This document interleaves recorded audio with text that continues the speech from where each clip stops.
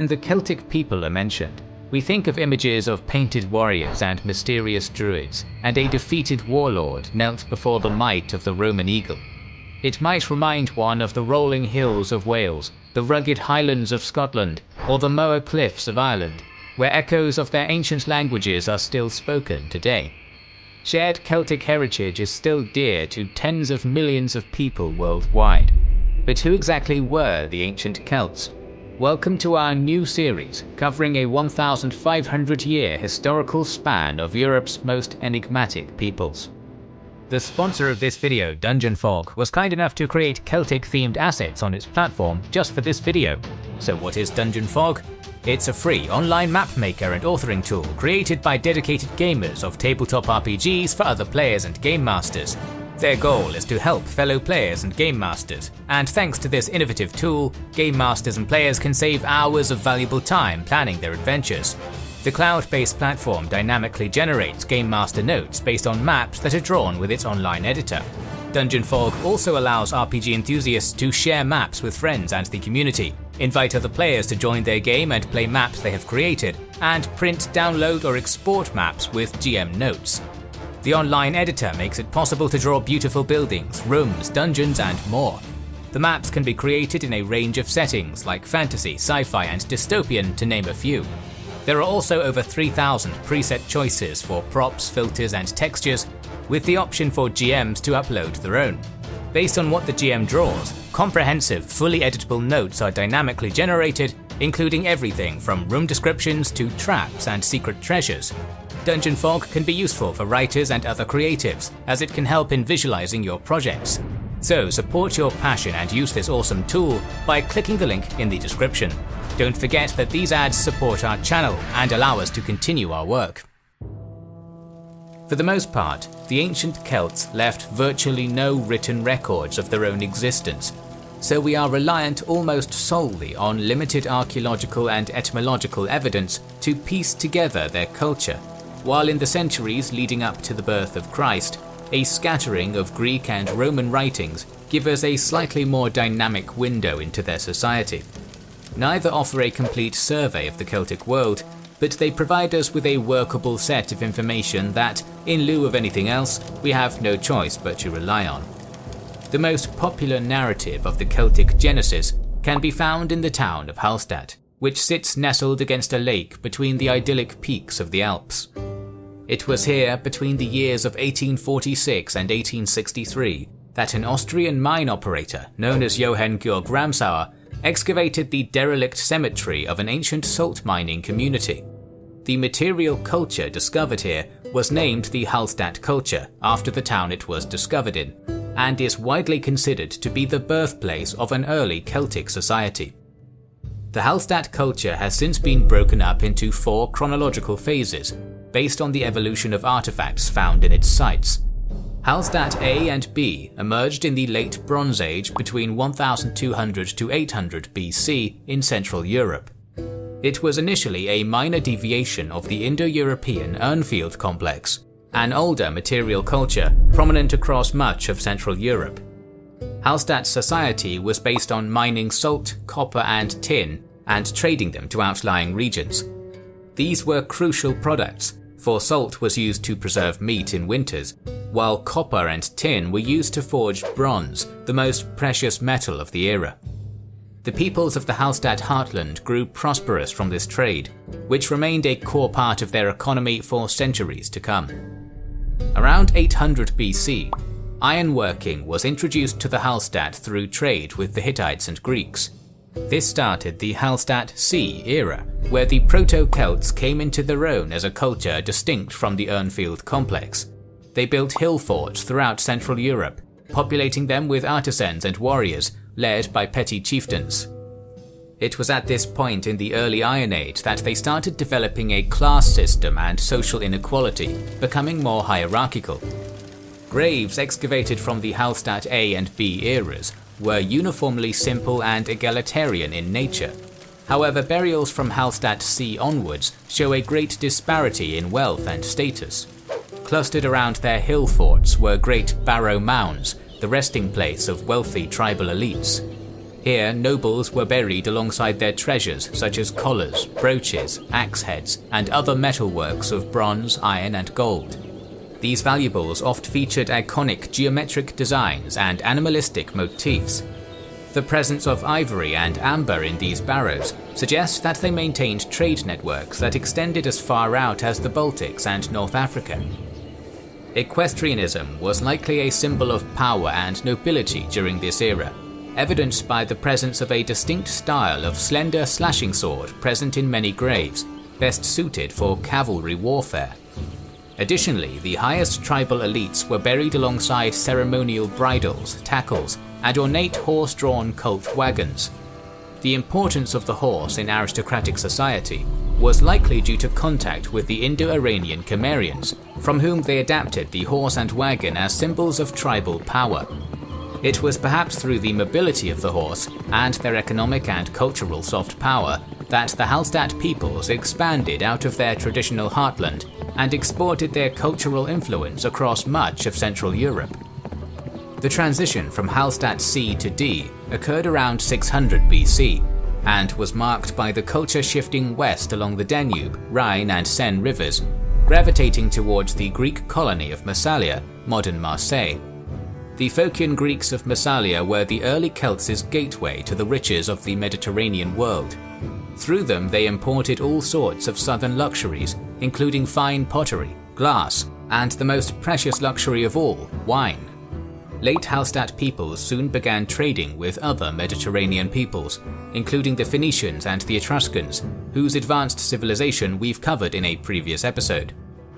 The first historical mention of the Celts came in 517 BC from the Greek historian Hecataeus of Miletus, who referred to the people living beyond Massalia as Keltoi. This word was possibly borrowed from a tribal endonym, or was Greek for the tall ones, contributing to the enduring stereotype that the average Celt stood a head taller than their Greco-Roman counterparts. Either way, it is a term that we still use today. Late Hallstatt chieftains consolidated a great amount of power by virtue of the foreign wealth they controlled. The many small hill forts that dotted the landscape were largely replaced by fewer but larger population centers, such as the ruins of an impressive tribal complex at Hohenneberg in southern Germany. Meanwhile, the barrow mounds became more splendorous than ever before, inlaid with luxury imports from Greece and Etruria. By around 500 BC, the Hallstatt culture had reached its peak in wealth, territory, and influence. But how can we be sure that the Hallstatt material complex represents the early development of a distinct Celtic culture? First of all, the swords found in late Hallstatt graves closely resemble the weaponry that Greco-Roman writers described the Celts using in later centuries. Secondly, the importance of the symbolic horse and wagon in burials was considered an early form of later Celtic funeral rites, which saw chieftains buried within two-wheeled war chariots. The geometric and animalistic art style of the late Hallstatt era is accepted to be an early form of Celtic artwork, and perhaps most importantly, the name Hallstatt itself is derived from an old Celtic word meaning salt place. This is reinforced by the fact that in the Celtic languages of Welsh, Cornish, and Breton, the words for salt are Halwyn, Halloin, and Hollain, presumably cognates of the same ancient root as the ancient word from which the name of the modern town of Hallstatt is derived. The evidence all seems to suggest that the Hallstatt heartland was where the Celts emerged as a visible people group, featuring an early form of the Celtic language, tribal hierarchy, and artistic expression. However, this theory has its problems. Although by the late Hallstatt period, artifacts belonging to the culture would be found from Britain to Croatia, it did not mean that all the peoples in these lands were early Celts. Additionally, not all Celtic speakers in the early Iron Age would have belonged to the Hallstatt culture. The early Celtic language that became associated with the Hallstatt heartland developed out of an older Indo-European tongue around 1500 BC, and over centuries spread across much of Central and Western Europe. People on the periphery of the early Celtic world adopted the Proto-Celtic tongue due to the cultural and economic influence of the Hallstatt elites, but did not necessarily adopt the material culture. For example, Ireland and parts of Spain were predominantly Celtic-speaking by the 5th century BC, but the Celtic migrants there had mixed with the indigenous populations of those regions to form the Celtiberian and Gaelic cultures, which had little to no cultural continuity with the Hallstatt complex. Basically, there were those who followed the Hallstatt culture who were not Celtic-speaking, and Celtic-speaking peoples who were not of the Hallstatt culture. The prosperous world of the Hallstatt chieftains came to a sudden end around 450 BC, when the increasingly imperialistic Massalian Greeks decided to abandon their old trade connections to instead try and subjugate the Celts, while the Etruscans shifted their trade routes away from the Hallstatt heartland. As a result, Celtic power shifted to the north, evolving into Hallstatt's dynamic successor, the La Tène. The La Tène culture lasted from around 450 to 50 BC, and is the most iconic era of ancient Celtic history. Developing in 4 separate tribal centres, principally along the Moselle and Marne rivers, it soon expanded across much of Europe. By 300 BC, the La Tène culture was dominant across Central Europe, France, Luxembourg, Belgium and Switzerland, and later would arrive in Britain, Western Spain and Ireland. La Tène artwork was what the conventional mind considers quintessentially Celtic, featuring cauldrons, drinking vessels, weapons, shields, armour and jewellery characterised by stylistic spiral patterns. It is here we slowly transition from relying primarily on archaeological finds and into the written attestations of classical Greek and Roman authors, who, while often biased or misinformed, still give us a workable amount of information in piecing together the Celtic world, its language, politics, society and religion. The general public may be familiar with the word Gaul, a term often used to refer to the Celts of the La Tène world. This title comes from the Old Germanic Velhas, meaning foreigner, which the Celts certainly would have been in the eyes of the ancient Germanic tribes. Meanwhile, when a young Roman republic encountered the La Tène Celts across the Alps in northern Italy, they referred to them as Galli, which might have been the name of an individual tribe they applied to the entire ethno-cultural group. We will use the words Gaul, Gallic and Celtic interchangeably, but generally this was not how the peoples in question referred to themselves. Indeed, a common misconception is that there was ever a linguistically or culturally uniform nation of Gallic people. By the La Tène period, Celtic languages had diverged drastically from one another. The main split were the P-Celtic languages, spoken across north-central continental Europe and modern Britain, and Q-Celtic, the more lexically conservative tongues spoken by the Gaels of Ireland and probably the Celtiberians of Spain. This split can still be observed today in the modern Welsh and Irish languages, which are mutually unintelligible due to belonging to the P and Q subgroups respectively. It is unlikely that the speakers of their ancient counterparts would see any common ground between themselves. Gaels and Celtiberians aside, the Gauls of the continent and Britons of the Isle to their north were perpetually a politically divided people. The main form of social organisation in the Celtic world was the tribe, ruled by a hereditary chief and his warrior aristocracy. A chief's lands were further subdivided into administrative districts called pagi, governed by lesser houses loyal to the chieftaincy in a system similar to feudalism. Mainly through Roman records, we know that some notable tribes that existed in the Late Iron Age include the Helvetii, Senones, Veneti, and Tectosagis. Some names live on even today, such as the Belgae, who give their name to modern Belgium, or the Parisii, for whom the city of Paris is named. Still, the Gaulish peoples likely acknowledged elements of a common culture that was shared beyond tribal lines. One constant was the social hierarchy. At the top of the pyramid was the chieftain, who, like his Hallstatt ancestors, ruled rural communities from a hill fort, which were constructed with timber lace and stone ramparts the Romans called Murus Gallicus. Under the chief was an elite aristocracy of warrior nobles. Next were craftsmen, mostly consisting of skilled metallurgists who lived in and around the chief's hill fort, supplying the warriors with arms and armour. 90% of Gallic society were subsistence farmers, providing a portion of their production to their chief, who used it to maintain his warrior aristocracy, which in turn protected the farmers from external enemies in a mutualistic relationship. Wheat, barley, beans, oats and peas made up the Gallic diet, while sheep, pigs and cattle were commonly raised for wool, meat and milk. In the south of France, the Celts cultivated grapes and olives. Rather than being a primitive naturalistic people as common perception implies, the Gauls were actually highly developed, with ploughs, iron shares and coulters able to efficiently till even the heaviest soils. Most Gauls lived in small, rural communities in rectangular houses of timber, wattle, daub and clay, well insulated for cold winters. In Britain, Ireland and northwestern Spain, homes were mainly circular and built on unmortared stone. Architecture differed little between the social classes, though the feasting hall of a warrior aristocrat would be larger than a peasant's sheep farm. Greek and Roman writings and sculptures have given us a romanticized image of the average Gaul as a towering, red-maned noble savage sporting a manly moustache while painted head to toe in terrifying war paint. In reality, the average Gaulish man would not have been much taller than the average Roman or Greek. While fashion differed from region to region, the Gauls tended to dress conservatively. Men generally wore long-sleeved tunics and baggy trousers woven from flax and wool.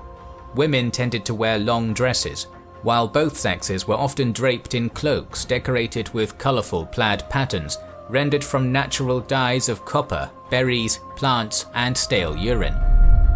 Personal grooming was highly important to the Celts. For example, both sexes were said to meticulously and painfully pluck all their body hairs. Additionally, there is some truth to the stereotype of the thick Gallic moustache. Depicted often in both Celtic and Greco-Roman iconography, it was likely believed to be a sign of manhood and virility. Gallic warriors were also said to have washed their hair in a mixture of slaked lime and water, which stiffened it into white spikes. Tattoos and skin dyes were not practiced by continental Gauls, and were limited mainly to the ancient Britons, who according to Roman accounts, rendered a bluish dye from the Asatis tinctoria flower called woad, which when applied to their flesh was said to provide magic protection in battle. Often of cultural or spiritual significance, jewellery was common among the upper classes.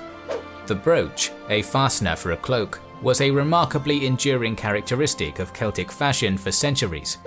Bracelets and arm rings were common, fashioned in the ornate swirling style characteristic of Latin art.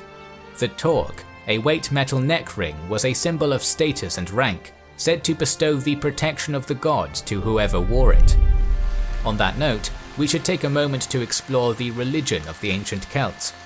There are two major misconceptions of ancient Celtic polytheism, one perpetuated by modern neo-pagan groups, who often portray the ancient Celtic faith as a pure idealized form of proto-environmentalist nature worship, and one perpetuated by the ancient Romans, who sought to portray the Celts as backwards barbarians.